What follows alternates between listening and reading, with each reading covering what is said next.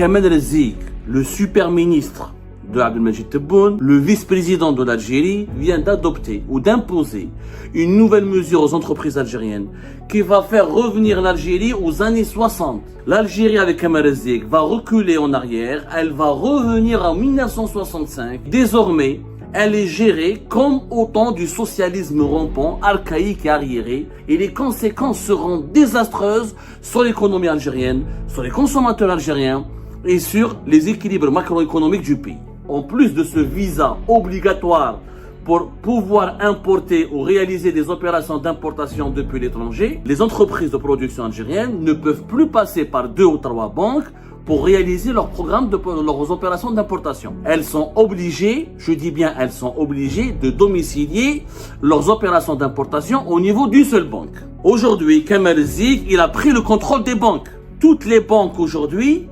sont contrôlées par Kamel Rezik. C'est un coup d'État. Il n'est pas possible, jamais de la vie, une seule banque finance une opération d'importation. Les opérations d'importation sont financées toujours par 2 ou 3 banques, minimum 2 banques. Kamel Rezik, retenez bien, ne fait revenir en 1965. Il est devenu Premier ministre, ministre des Finances, gouverneur de la Banque d'Algérie, vice-président. Kamel Rezik, le super ministre de Abdelmajid Tebboune, le vice-président de l'Algérie, le premier ministre par définition, par excellence, parce que l'autre premier ministre, Nader Arbaoui, n'est qu'un premier ministre fantomatique, n'est qu'un épouvantail, n'est qu'une poupée. L'homme fort, le bras droit et le cerveau de la politique économique d'Abdelmajid Tebboune vient d'adopter ou d'imposer une nouvelle mesure aux entreprises algériennes qui va faire revenir l'Algérie aux années 60. L'Algérie avec Kamel Rezik va reculer en arrière, elle va revenir en 1965 et désormais, elle est gérée comme au temps du socialisme rampant, archaïque et arriéré, et les conséquences seront désastreuses sur l'économie algérienne, sur les consommateurs algériens et sur les équilibres macroéconomiques du pays. Qu'est-ce qui s'est passé? Le 11 août 2025, il y avait une réunion qui a été tenue par un représentant du ministère du Commerce extérieur, un représentant du département ministériel dirigé par Kamel Rezik, qui a convoqué les représentants des banques algériennes établies en Algérie. Ce représentant, qu'est-ce qu'il leur dit? Il leur dit, voilà, le gouvernement, donc le ministère du Commerce extérieur, a parlé au nom de tout le gouvernement, il a parlé au nom de tout l'État, donc Kamel Rezik est devenu à la fois représentant d'Abdelmajid Tebboune, il lui a délégué tous les pouvoirs, il a des pouvoirs beaucoup plus importants que le Premier ministre, donc c'est Kamel Rezik qui a décidé qu'il informe les banques, c'est pas le ministre des Finances, c'est pas le gouverneur de la Banque d'Algérie, et ce n'est pas le président de la République, ni le Premier ministre. C'est Kamel Rezik, son représentant, a informé le 11 août 2025 toutes les banques algériennes qui ont dépêché un représentant pour assister à cette réunion en plein mois d'août, alors que le monde entier, c'est la période des congés. En Algérie, c'est la période du sabotage, de la destruction, des coups machiavéliques, des coups bas et de l'autodestruction du pays. Vous allez savoir pourquoi. Qu'est-ce que ce représentant de Kamel Rezik a dit aux représentants des banques algériennes et étrangères qui disposent d'une succursale ou d'une filiale algérienne? Il leur a dit que désormais, toutes les entreprises de production en Algérie qui disposent du fameux programme prévisionnel d'importation, le PPI, qui a été imposé depuis le 9 juillet 2025 par Kamel Rezik à toutes les entreprises algériennes pour pouvoir importer des matières premières ou des équipements de production ou des outils ou des services pour leur propre fonctionnement, il leur faut ce fameux PPI, Programme Prévisionnel d'Importation. C'était le 9 juillet 2025. Cette obligation, cette contrainte, rappelez-vous, elle a paralysé toute l'économie algérienne. Et elle a plongé l'Algérie dans un état de détresse économique, poussant Abdelmajid Tebboune et le cabinet d'Abdelmajid Tebboune, le cabinet du palais présidentiel Moradi à intervenir pour débloquer les marchandises qui ont été bloquées depuis le 1er juillet, parce que la mesure de Kamel Rezik, en imposant une nouvelle autorisation, c'est un visa. Le PPI, c'est quoi? C'est un visa que doivent obtenir les entreprises de production, pas les importateurs de produits finis. Les entreprises qui produisent des produits en Algérie et qui ont besoin de matières premières, des équipements, de composants, d'intrants pour leur fonctionnement et leur production. Ils passent par un visa qui s'appelle le Programme Prévisionnel d'Importation qui doit être délivré et validé par le ministère du Commerce extérieur et auparavant par un autre ministère du gouvernement algérien qui représente la tutelle directe de cette entreprise. C'est une entreprise de l'industrie, c'est le ministère de l'Industrie, c'est la santé, l'industrie pharmaceutique et la santé, c'est l'agroalimentaire, c'est l'agriculture, c'est le, etc., etc. Donc, aujourd'hui, depuis le 11 août, ils ont rajouté à la contrainte du PPI, en plus de ce visa obligatoire pour pouvoir importer ou réaliser des opérations d'importation depuis l'étranger, il faut en plus que les entreprises de production algériennes domicilient leurs opérations d'importation uniquement au sein d'une seule banque. Les entreprises de production algériennes ne peuvent plus passer par 2 ou 3 banques pour réaliser leurs leurs opérations d'importation. Elles sont obligées, je dis bien elles sont obligées, de domicilier leurs opérations d'importation au niveau d'une seule banque. Juste après la réunion, il y avait une nouvelle note qui a été adressée par la BEF, l'association des banques et des établissements financiers, avec la note qui résume les travaux de cette réunion discrète et secrète qui s'est tenue le 11 août.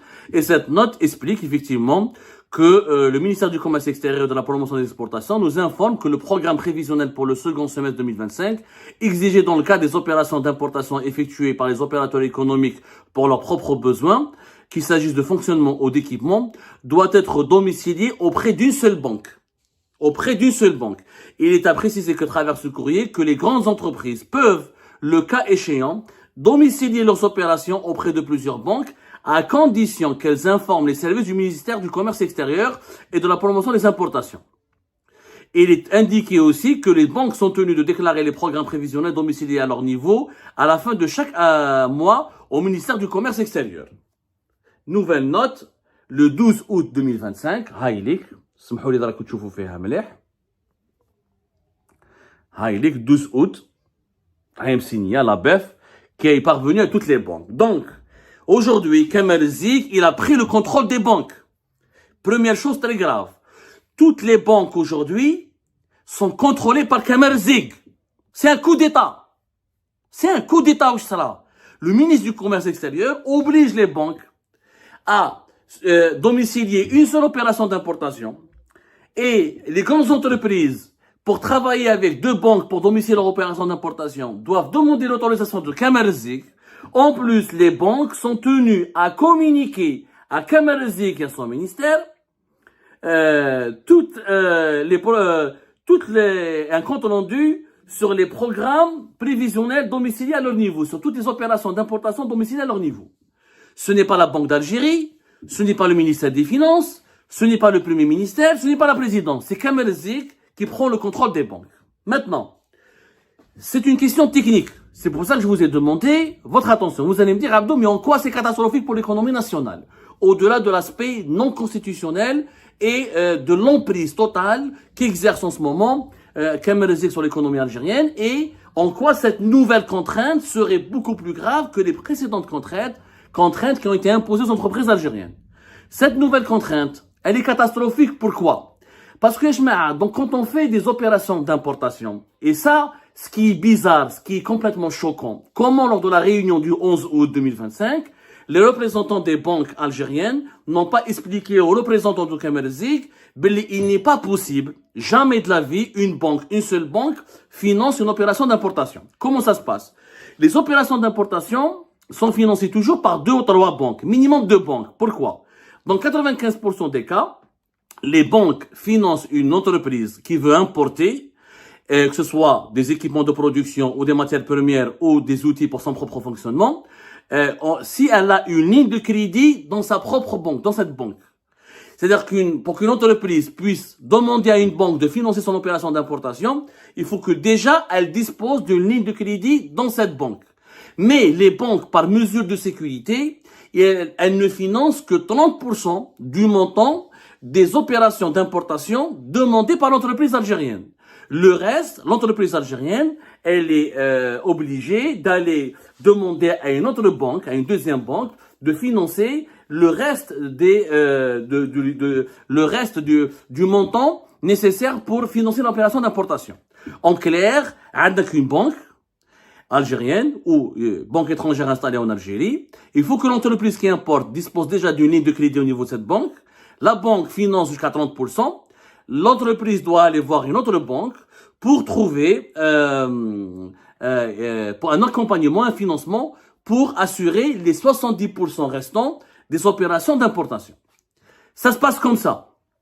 95% des opérations d'importation, ça se passe par lettre de crédit. Il faudra revenir pour ne pas passer par ce système, il faut que les entreprises algériennes et leurs fournisseurs étrangers puissent travailler sans lettre de crédit. On appelle ça la remise documentaire. Il faut que le fournisseur étranger, parce que la lettre de crédit permet quoi? Elle permet de sécuriser le paiement du fournisseur. Au moins, la banque du fournisseur étranger, elle est assurée d'avoir l'argent avant de commencer l'opération d'importation. Par contre, si on change de mode de paiement de ces importations, il faudrait que les fournisseurs étrangers acceptent de ne pas être payés avant l'opération d'importation et de dépendre de la capacité de paiement de leurs clients algériens. Comme le client algérien n'est pas inutile, il dépend des banques algériennes. Les entreprises algériennes utilisent le dinar pour financer leur opération d'importation. C'est les banques qui leur prêtent les devises.